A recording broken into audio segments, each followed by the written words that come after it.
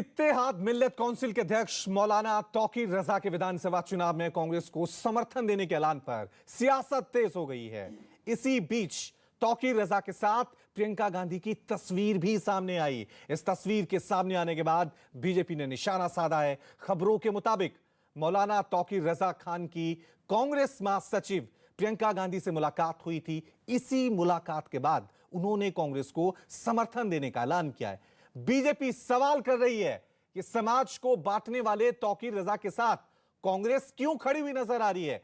हिंदुओं को धमकी देने वाले तौकीर रजा के साथ कांग्रेस क्यों है। तो मौलाना तौकीर रजा खान है जिन्होंने सीएए के समय कहा था हम तो अल्लाह वाले हैं, हम तो अल्लाह वाले हैं, हम चाहेंगे तो खून की नदियां बहा देंगे। और भाषण में यह भी कहा था हम तो जन्मजात लड़ाके हैं, हम तो जन्मजात लड़ाके हैं, we are born fighters, we will fight against the system. अगर हम चाहें तो हम खून की नदियां बहा देंगे, हम अल्लाह वाले हैं। इस प्रकार की बदजुबानी करने वालों के साथ प्रियंका वाड्रा खड़ी होती है और ना केवल खड़ी होती है, उनके समर्थन के लिए गुहार करती है और आखिरकार उनको समर्थन मिलता भी है।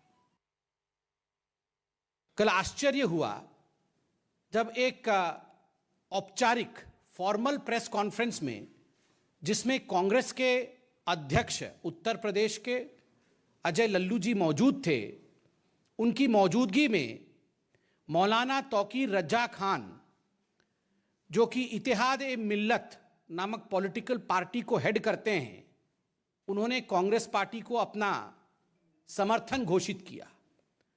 और अभी भी हमने देखा कुछ मिनटों पहले कांग्रेस पार्टी के ऑफिशियल ट्विटर हैंडल ने प्रियंका वाड्रा जी के साथ मौलाना तौकीर रजा खान के तस्वीर को ट्वीट करते हुए लिखा है कि बीते दिनों आला हजरत बरेली शरीफ के मौलाना तौकीर रजा खान साहिब की कांग्रेस महासचिव श्रीमती प्रियंका वाड्रा जी से मुलाकात हुई और समर्थन देने की बात उन्होंने कही है। तो ये कांग्रेस पार्टी ने ऑफिशियली ट्वीट भी किया है और तौकीर रजा खान के समर्थन के विषय में कल प्रेस कॉन्फ्रेंस भी देखा। तो देश में गृह युद्ध की धमकी देने वाले तौकीर रजा पर कांग्रेस घिरती हुई नजर आ रही है। बीजेपी लगातार तौकीर रजा के कांग्रेस को समर्थन देने पर निशाना साध रही है। बीजेपी के मुताबिक हिंदुओं के प्रति नफरत फैलाने वालों को कांग्रेस अपना आधिकारिक मंच देती है। बीजेपी के कई नेताओं ने तौकीर रजा का पुराना वीडियो ट्वीट किया है, जिसमें वो भड़काऊ भाषण देते हुए नजर आ रहे हैं। संबित पात्रा और अमित मालवीय ने तौकीर रजा और कांग्रेस के गठबंधन पर सवाल खड़े करते हुए कहा कि कांग्रेस हिंदुओं से नफरत करने वाले लोगों का उनका साथ मांग रही, उनका साथ पसंद है। उदाहरण के तौर पर इमरान मसूद से लेकर नाहिद हसन तक के नाम बीजेपी ने गिना दिए हैं। याद करिए, मीडिया ने चंद दिनों पहले मौलाना साहब के एक वीडियो को दिखाया था जिसमें स्पष्ट रूप से मौलाना तौकीर रजा खान हिंदुओं के खिलाफ जहर उगल रहे थे उत्तर प्रदेश में। ऐसी बातें कह रहे थे जो कभी कहा नहीं जा सकता। मौलाना तौकीर रजा खान कह रहे थे कि अगर कानून की व्यवस्था मेरे जो यूथ हैं, मेरे जो जवान हैं, अर्थात जो मुस्लिम जवान हैं, उनके हाथों में कानून की व्यवस्था आ जाए तो जो हिंदू लोग हैं उनको सोचना पड़ेगा, हिंदुस्तान में रहने की जगह तक नहीं मिलेगी हिंदुओं को। आप सोच के देखिए किस प्रकार की यह घृणा की बात है, घृणा की पराकाष्ठा है, हाइट ऑफ हेट्रेड, जिसमें स्पष्ट रूप से एक मौलाना कह रहे हैं कि अगर हमने खुला छोड़ दिया अपने युवकों को तो धर्म विशेष का नाम लेकर कह रहे हैं कि हिंदुओं को हिंदुस्तान में रहने की जगह नहीं मिलेगी, देश छोड़ के जाना पड़ेगा। और तो और उसी लाइन में वो कहते हैं आगे कि हिंदुस्तान का नक्शा बदल के रख देंगे, हिंदुस्तान का नक्शा बदल जाएगा। हिंदुस्तान का नक्शा बदलने वाले लोग, जिन लोगों के मंसूबों में इस प्रकार की कारसादी है कि वो हिंदुस्तान के नक्शा को बदलना चाहते हैं, कानून की व्यवस्था को पलटना चाहते हैं, स्वाभाविक रूप से वैसे लोगों का समर्थन कांग्रेस पार्टी लेती है। ये कोई कांग्रेस पार्टी के लिए नया विषय नहीं है। वहीं अमित मालवीय ने भी ट्वीट करके लिखा, क्या लिखा ट्वीट में वो भी आपको बता दें। कल तक नफरत के प्रचारक और मौलवी तौकीर रजा जिन्होंने हाल ही में हिंदुओं के नरसंहार का आह्वान किया था, औपचारिक रूप से कांग्रेस में शामिल हो गए हैं। समाजवादी पार्टी और कांग्रेस में सबसे अधिक कट्टर हिंदुओं से नफरत करने वाले लोगों को अपने पाले में शामिल करने की होड़ लगी है। इमरान मसूद से लेकर नाहिद हसन तक की लिस्ट लंबी है। वहीं आपको बता दें कि बरेलवी मुसलमानों के धार्मिक गुरु तौकीर रजा ने यूपी कांग्रेस अध्यक्ष अजय कुमार लल्लू के साथ सोमवार को संयुक्त प्रेस कॉन्फ्रेंस में अपने समर्थन का ऐलान किया। तौकीर रजा ने विधानसभा चुनाव में अपनी पार्टी की ओर से कांग्रेस को बिना शर्त समर्थन देने की घोषणा की, साथ ही कांग्रेस के समर्थन में अपना उम्मीदवार नहीं उतारने का ऐलान किया। मौलाना तौकीर रजा ने समाजवादी पार्टी पर जमकर निशाना साधा और आरोप लगाया कि अखिलेश यादव मुसलमानों के लिए बीजेपी से भी खराब है। साथ ही उन्होंने दावा किया कि वो अखिलेश यादव के हाथों में सूबे की बागडोर नहीं जाने देंगे। इस दौरान उन्होंने राहुल गांधी और प्रियंका गांधी की तारीफ की। हमारे साथ इस वक्त मौजूद है तौकीर रजा साहब, आईएमसी के प्रमुख। आपने कांग्रेस के साथ गठबंधन कर लिया है। दिवाली से पहले आपकी अखिलेश यादव से मुलाकात हुई थी, क्या कुछ बातचीत हुआ था? दिवाली से पहले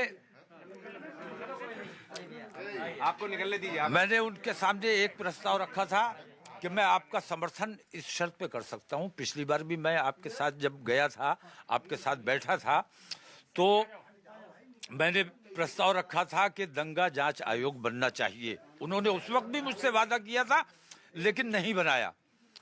फिर पूरे उत्तर प्रदेश में दंगे, आपको याद होगा, तकरीबन हर जिले में छोटे बड़े कुल मिला के 176 दंगे हुए। मैंने कहा दंगा जांच आयोग, अभी भी मैं उनसे यही कहा। उन्होंने कहा दिवाली बाद जवाब देंगे, लेकिन आज तक जवाब नहीं दिया।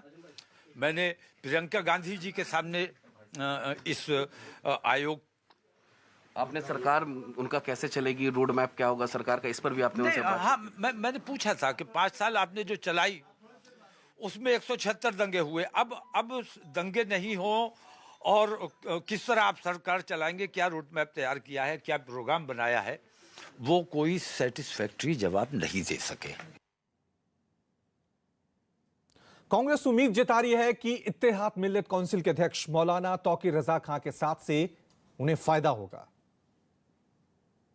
आपका एक अलायंस हुआ है, उस अलायंस में कहा जा रहा है बड़ा मजबूती से चुनाव लड़ा जाएगा। हाँ, निश्चित तौर से आदरणीय तौकीर रजा साहब ने कांग्रेस पार्टी को समर्थन दिया है और मैं समझता हूं कि उत्तर प्रदेश में कांग्रेस पार्टी को मजबूती मिलेगी।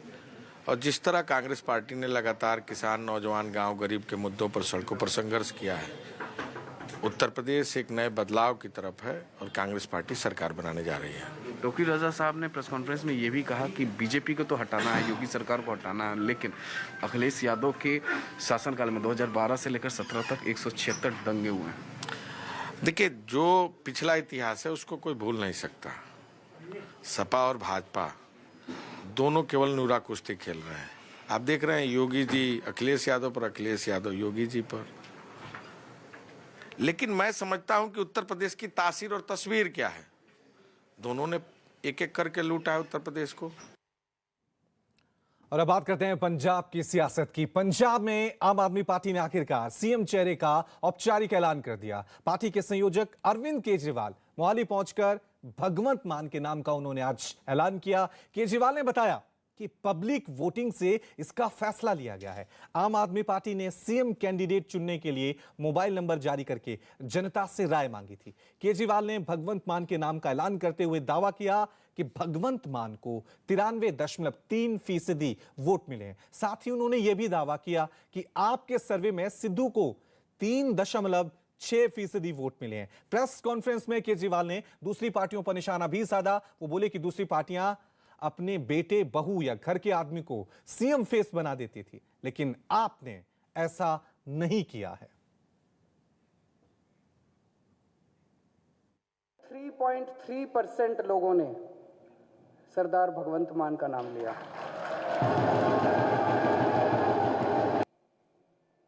पंजाब के अगले सीएम और आम आदमी पार्टी का सीएम चेहरा औपचारिक रूप से सरदार भगवंत मान को डिक्लेयर करते हुए मुझे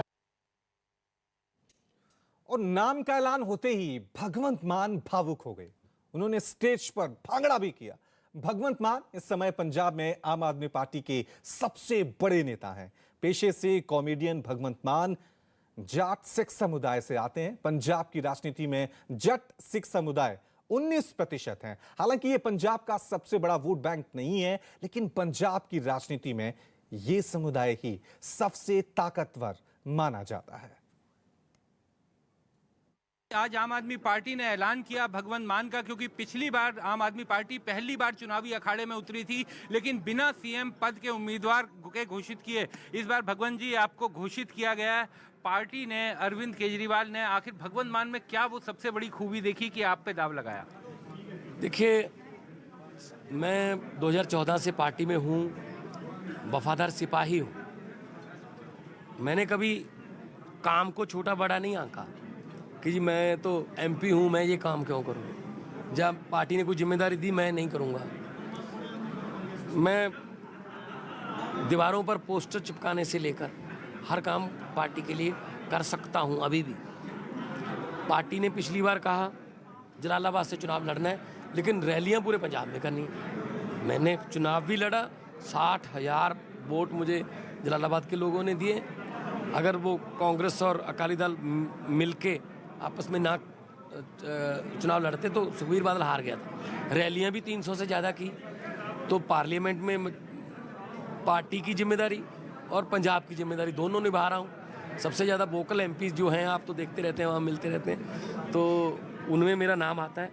तो शायद ये चीज़ पीएसी ने, अरविंद जी ने सोची, तो उसके बाद लोगों ने जो विश्वास जताया, 21 लाख से ज़्यादा लोगों ने वोटिंग किया, तो मेरा हौसला डबल हो गया है, लेकिन जिम्मेदारी भी डबल हो गई है। लेकिन आज आप भावुक भी बहुत नजर आ रहे थे जब वो फैसला अरविंद केजरीवाल जी मंच पर घोषणा कर रहे थे। आप बहुत भावुक थे उस समय। बहुत बड़ी जिम्मेदारी मिली है पार्टी की तरफ से। आम घरों से उठ के आए हैं, इसलिए सोचा नहीं था कि यहाँ तक पहुँच जाएंगे। ये आम आदमी पार्टी है जो ऐसा कर सकती है। दूसरी पार्टियों में तो भाई भतीजावाद, ये वो कोटे ही नहीं ख़त्म होते। ये उसका कोटा, उसका कोटा। मैं आज ये कह सकता हूँ आपके चैनल के जरिए कि मैं किसी कोटे से नहीं हूँ। मैं पंजाब, 3.25 करोड़ पंजाबियों के कोटे से हूँ। लोगों के कोटे से मुझे इस पद की जिम्मेदारी मिली है और निभाऊंगा, और जीतना है, और उसके बाद काम करना है। जो वादे किए हैं लोगों के साथ, वो पूरे करने हैं। पिछली बार आप जलालाबाद से लड़े थे, इस बार भी आपको चुनाव तो लड़ना पड़ेगा, क्योंकि अगर सीएम पद का उम्मीदवार बनाया है, पार्टी ने चेहरा बनाया है, तो सीट भी आपके लिए कोई देखी होगी पार्टी ने? 1-2 दिन में कर देंगे। 1-2 दिन में सीट भी अनाउंस कर देंगे, विधानसभा लड़ेंगे। भगवंत जी, आपके जो विरोधी हैं वो आप पर आरोप लगाते हैं कई तरह के। जो सबसे बड़ा आरोप वो आप पर बार बार लगाते हैं, हम संसद में भी देखते हैं, लगातार वो कहते हैं कि उनके साथ शराब की दिक्कत है। तो ये आरोप उन्होंने आज जब आपकी घोषणा की है तो और ज़्यादा आरोप लगाना उन्होंने शुरू किया। करते रहें, वो निकालते रहें नुक्स, बेसलेस बातें करते हैं। 2 बार मैं एमपी जीता, और संसद में सबसे ज़्यादा, चाहे 10 बज जाए रात के, क्योंकि मेरी बारी लेट आती है। ये अकेला हूँ, किसी भी डिबेट में मुझे आखिरी सेकंड लास्ट या लास्ट ही होता हूँ, मैं बोल के जाता हूँ। एक दिन भी मैंने ऐसा नहीं किया कि मेरी कोई ऐसी कोई पर्सनल प्रॉब्लम की वजह से कोई मैंने दिन मिस कर दिया हो, या कोई विदेशों में बच्चों को बचा के लाना, उनकी कई बार लाशें भी मंगाते हैं, आधी रात को एयरपोर्ट पे जाते हैं। करने दो इनको जो करना है, लेकिन हमने पंजाब ठीक करना है बस। किसको आप मुख्य मुकाबले में इस बार देख रहे हैं? क्योंकि एक तरफ कांग्रेस है, बीजेपी ने गठबंधन कर लिया है, कैप्टन साहब के साथ नई पार्टी बनी है, अकाली दल पुरानी पार्टी यहाँ पर है ही, जो बसपा के साथ उनका गठबंधन है। किसके साथ आप अपना मुकाबला देख रहे हैं? हम तो गरीबी के साथ, महंगाई के साथ, बेरोजगारी के साथ, और ब्रेन ड्रेन जो हो रहा है, और स्कूल अच्छे करने हैं, और बिजली जो है पंजाब पैदा भी करता है और सबसे महंगी भी यहीं पे है। तो माफिया राज के साथ, और एग्रीकल्चर बहुत बड़ी दिक्कत है, फ़ायदे का धंधा बनाना है। इन चुनौतियों को हम चुनौती मानते हैं। ये तो इनके बारे में तो लोगों को पता है कि कौन कितना वफादार है। ये तो मिलके चल रहे हैं। अब आपको बताते हैं कि आम आदमी पार्टी ने भगवंत मान के चेहरे पर पंजाब में क्यों दांव खेला है। इसकी वजह है मालवा का चुनावी गणित। पंजाब में कुल विधानसभा की 117 सीटें हैं। अकेले मालवा रीजन में ही विधानसभा की 69 सीटें हैं। सियासी जानकार तो यहां तक कहते हैं कि मालवा जीतने वाली पार्टी प्रदेश में सरकार बना लेती है। 2017 के चुनाव में कांग्रेस ने क्षेत्र में 40 सीटें जीती थी। आम आदमी पार्टी ने 2017 में मालवा क्षेत्र में 20 सीटें जीती थी, लेकिन माझा और दोआबा क्षेत्र में असर दिखाने में नाकाम रही थी। पिछले चुनाव में मालवा में मिली कामयाबी की वजह से अरविंद केजरीवाल की पार्टी मालवा में इस बार भी पूरा दम झोंक रही है।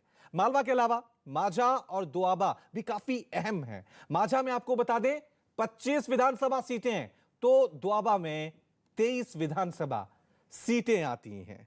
तो लगातार हम आपको बता रहे हैं कि आखिरकार भगवंत मान को सीएम उम्मीदवार चुनने के पीछे क्या सियासी समीकरण है, और इसकी सबसे बड़ी वजह है मालवा। क्योंकि आपको बता दें पंजाब में कुल विधानसभा की 117 सीटें हैं और मालवा रीजन में विधानसभा की 69 सीटें आती हैं।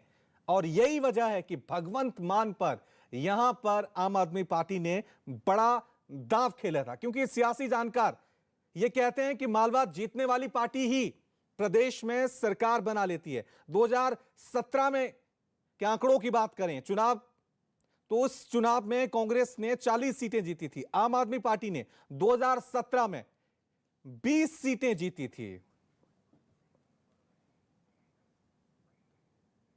चलिए खबरों में आगे बढ़ते हैं। प्रधानमंत्री नरेंद्र मोदी विधानसभा चुनाव की घोषणा के बाद आज पहली बार अपने संसदीय क्षेत्र वाराणसी से बीजेपी कार्यकर्ताओं के साथ वर्चुअल माध्यम से बातचीत उन्होंने की। नमो ऐप के जरिए कार्यकर्ताओं से पीएम ने बात की। सीमा जी प्रणाम। प्रणाम सर। तो सीमा जी आप किस काम को देख रही हो? सर मैं बूथ अध्यक्ष हूँ। अच्छा, बूथ अध्यक्ष है। अच्छा सीमा जी, आजकल कोरोना संक्रमण बढ़ रहा है जी, तो इधर क्या मिलना जुलना अपने क्षेत्र के लोगों से हो पा रहा है? जी सर, 2 गज की दूरी, मास्क है जरूरी, इस फॉर्मूला को अपनाते हुए हम सभी बने कोरोना के दौरान अपने बूथ के लोगों से बात करती रहती हैं। किसी की खांसी की आवाज आ रही है? कोई घर में बीमार है? नहीं सर, ऐसा नहीं है। अच्छा सीमा जी, आप जैसन बहनियन का ताकत हमार असली शक्ति हुए। आप खुश तो परिवार खुश, परिवार खुश तो समाज और देश भी खुश होता है। मातृशक्ति प्रसन्न है ना? जी सर, बहुत प्रसन्न है आपसे।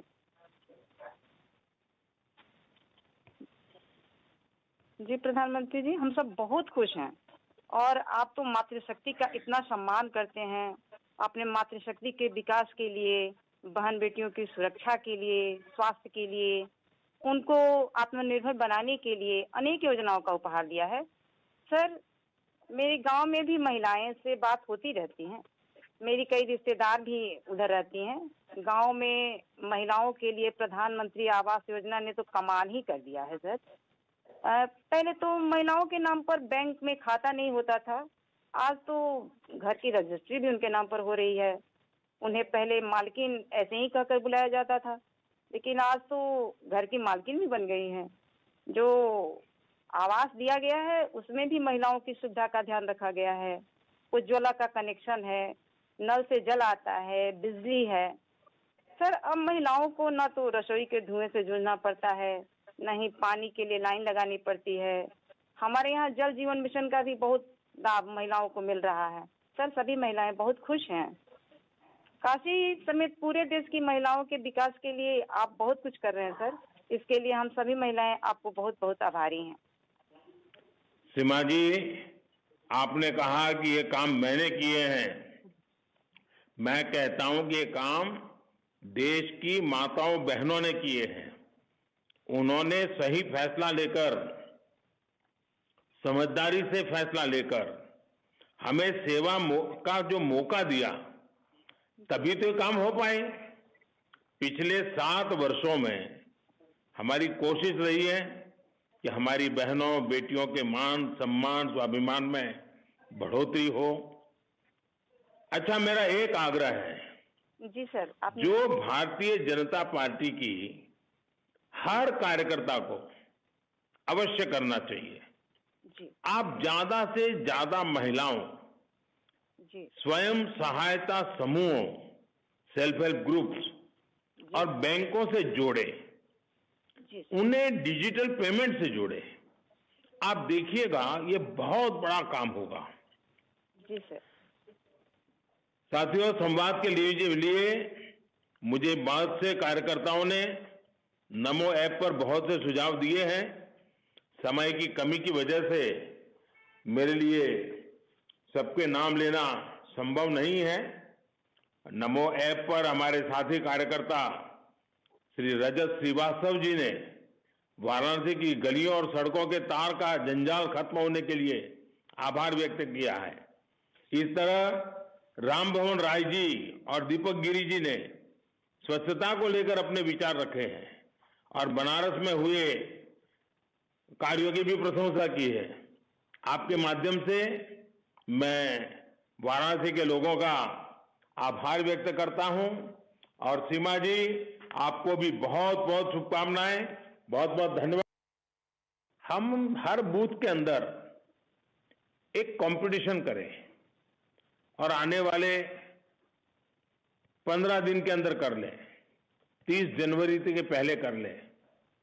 और कंपटीशन क्या हो, हमें मालूम है कि नमो ऐप पर भारतीय जनता पार्टी का एक माइक्रो डोनेशन, सूक्ष्म दान का अभियान चल रहा है। 5 रुपया भी आप पार्टी को दान दे सकते हैं। ये अपने आप में एक संस्कार भी है, संगठन की शक्ति भी है। क्या हम पोलिंग बूथों के बीच में एक स्पर्धा आयोजित कर सकते हैं कि कौन पोलिंग बूथ ज्यादा से ज्यादा लोगों से माइक्रो डोनेशन करवा सकता है? 5 रुपया 10 रुपया बहुत हो गया, कोई ज्यादा पैसे इकट्ठे नहीं करने हैं, लोगों को जोड़ना है। मुझे विश्वास है कि आप लोग हर पोलिंग बूथ में नमो ऐप पर जाकर के 5 रुपया 10 रुपया का डोनेशन पोलिंग बूथ के अंदर अधिकतम लोगों से करवाएंगे। जरूर जितना आप अवश्य करवाइए। एक और विषय है जो मेरे दिल को बहुत करीब है। नमो ऐप में एक कमल पुष्प की व्यवस्था है। देखिए, हम लोग जहां भी पहुंचे हैं उसके पीछे हमारे जनसंघ के जमाने के 3-3, 4-4 पीढ़ी खप गई है। राजनीति में कुछ प्राप्त नहीं किया, फिर भी वो लगे रहे, देश के लिए लगे रहे। इस कमल पुष्प में ऐसे सभी पुराने लोगों को याद कर करके उनकी फोटो, उनके जीवन के बारे में, उन्होंने जनसंघ के समय काम क्या किया था, भाजपा के समय क्या काम किया था, आपातकाल में कितना सहन किया था, भाजपा को आगे बढ़ाने में वो कितना कष्ट उठाते थे, ये सारी बातें उस कमल पुष्प पे हमें रखनी चाहिए। मैं चाहूंगा कि हमारे काशी क्षेत्र का जनसंघ के जमाने का भी एक भी व्यक्ति ऐसा न हो जिस तक हमारी बात पहुंची न हो, हमारा उसके साथ हुआ न हो। वैसा ही आप सभी साथियों से मुझे बात करने का अवसर तो मिला ही है, इसलिए मन करता है कुछ न कुछ कहता ही रहूं। देखिए, बनारस में आजादी के अमृत महोत्सव के जो कार्यक्रम है, आजादी के अमृत महोत्सव को हमने बहुत बढ़ चढ़ करके मनाना चाहिए। सामान्य से सामान्य नागरिक को जोड़ना चाहिए, क्योंकि देश के प्रति स्वाभिमान, आजादी के लिए जिन्होंने बलिदान दिया, उनके प्रति आदर का भाव व्यक्त करने का एक मौका होता है। साथियों, हम राजनीति में हैं। चुनाव राजनीतिक दल की कसौटी होता है, राजनीतिक कार्यकर्ता के विकास के लिए एक प्रकार का ये ट्रेनिंग कैंप जैसा भी होता है। चुनाव अपने आप में एक ट्रेनिंग कैंप होता है। अनेक नए लोगों को घड़ने का एक अवसर मिलता है। अधिकतम लोगों को हम कार्यकर्ता के रूप में तैयार कर सकते हैं। तो हमारा ध्यान रहना चाहिए, चुनाव तो जीतना वो तो एक विषय होता ही है, लेकिन संगठन का विस्तार भी होना चाहिए और कार्यकर्ता का विकास भी होना चाहिए। ये चुनाव हो कुछ भी हो, लेकिन ये दो मंत्र हमेशा हमें याद रखने चाहिए। देखिए, चुनाव का समय है, हमें लोगों को उनके एक एक वोट की ताकत भी समझानी है। मैं या योगी जी इतना कुछ इसलिए ही कर पा रहे हैं क्योंकि यूपी के लोगों ने अपने वोट का आशीर्वाद हमें दिया है। मुझे विश्वास है कि हमारे कर्मठ, जीवट, समर्पित, संवेदनशील कार्यकर्ता लगातार जनता के संपर्क में रहेंगे और अपना काम करते रहेंगे।